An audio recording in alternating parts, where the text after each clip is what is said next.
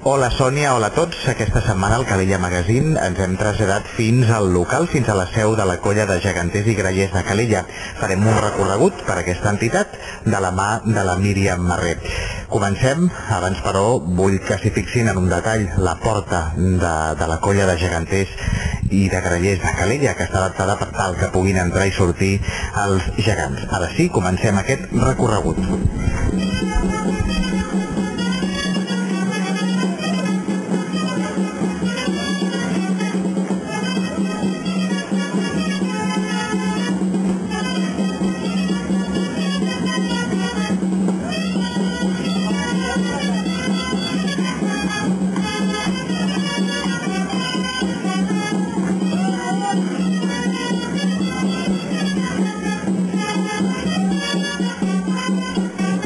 Ens trobem ja dins la seu de la colla de geganters i grallers de Calella. Estem envoltats dels protagonistes d'aquesta entitat, dels gegants, i com dèiem, comencem el recorregut que ens ho farà la Míriam Marré. Míriam, hola.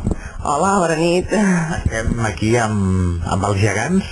Si vols ens pots explicar una miqueta, doncs estem davant d'aquest, qui és? Aquest és en Gepeto, que aquest va venir, diguem-ne, de quan encara feien les cabalgates aquí a Calella, que quan guanyava una comparsa es tenia que donar un vestit, i aquest em sembla que era d'Arenys, diria, no potser dic una mentida, i venien el Pinotxo, i anava a dalt d'una cabalgata i tal, i després aquí, quan hi havia l'època Tarines, que jo dic, al cap de colla, el van portar com a joventó per les noies, saps? I bueno, ara ja el porta el jovent també, però bueno, mira, és també un inici de la colla, el jovent que puja, doncs aprengui a portar gegantons que no pesen tant, saps? I mira, va bé, va bé.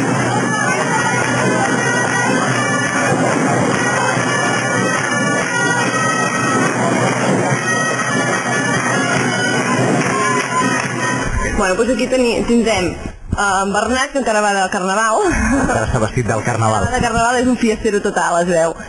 Pues, és en Bernat primer, i aquí tenim l'Elisenda, vale? Que l'Elisenda ara ja la tenim nova, li van fer el cap nou, el cos també tot nou, i és de fibra de vidre. Després l'anècdota està que les mans els hi vam intercalar amb el gegant, i el gegant té les mans seves, també de fibra de vidre i noves, però bueno, ara com fem amb ell els intercalarem i també ho portarem a arreglar. I clar, és molt menys, i vull dir, clar... Això, no mirem que el ser de fibra de vidre queda més... no és tan pesant. Lleugers, i també li han tret molt de pes, perquè clar, nosaltres ens anàvem reparant i anàvem ficant més cartró, i clar, passava més el cap que el cos, no? I va ser una decisió a fer que ens ha anat molt bé.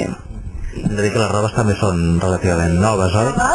Són noves perquè, esclar, els gegants han anat d'un local a l'altre, després es fan malbé, transports, sempre tenen un cosit allò, i feia molts anys, i després dèiem, home, tampoc anaven conjuntats, i vam dir, haurien d'anar conjuntats.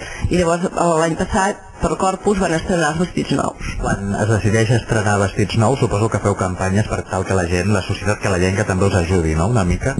Sí, però, aviam, les campanyes ja no és per fer vestits o això, aviam, les campanyes més són per arreglar, per poder fer coses, perquè, aviam, les subvencions de l'Ajuntament estan molt bé, però no podrien començar ni per anar a Sant Pol a vegades, no? Si vols anar a Andorra hi ha d'haver-hi un autocar. Què passa? Cèntims. Clar, l'Ajuntament sí, però fins un punt. I això ens limita que si ho fas amb les barraques, que també és un bon ingrés, doncs pots moure'n més, pots fer més coses sense haver d'anar a l'Ajuntament, sisplau, fem, pum, i... Una certa independència, diguem. Exacte, de fer i desfer, i clar, sempre pots pensar en els nostres gegants.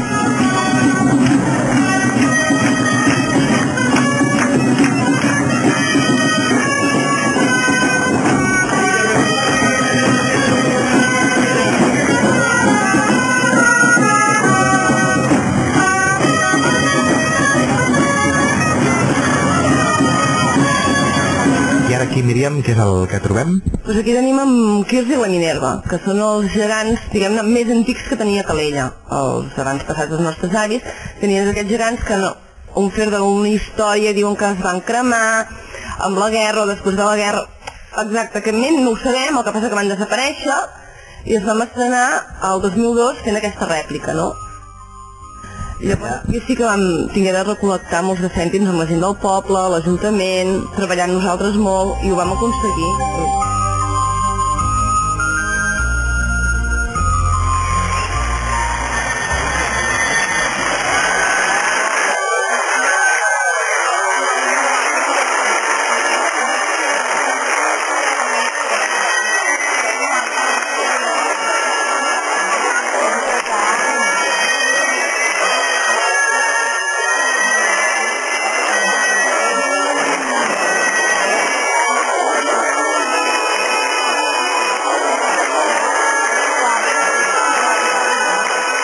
Sí, ell sí que és quasi exactament igual.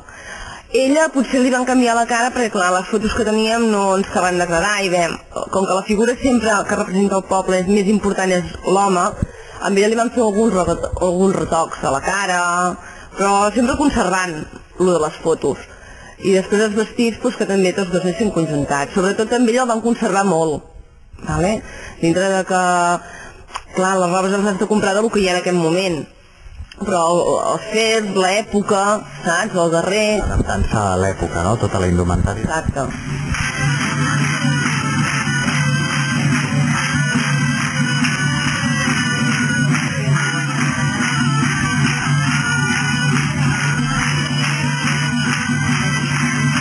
I en aquell racó, que és el que trobem, també n'hi ha... Aquell racó, aviam, ell es diu Timbó de Fonollet i Bernat II.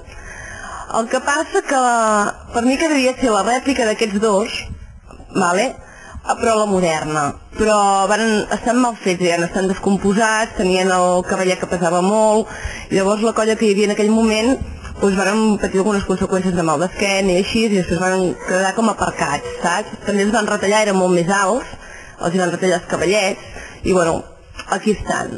Vull dir, no... Ara formen part de la història de la colla. Formen de la història, però estan aquí aparcats perquè, esclar, arreglar això costa molt més que fer-los de nous, saps? I aquests petits que veiem? Aquí també és en Joanot, que és un cap gros, que també el vam transformar en un gegantó, i aquest petit oi d'aquí és en Josep Fuster, que és d'un noi d'aquí Calella, que a la història és que es veu que va demanar un gegant per Reis, i clar, li van portar els Reis.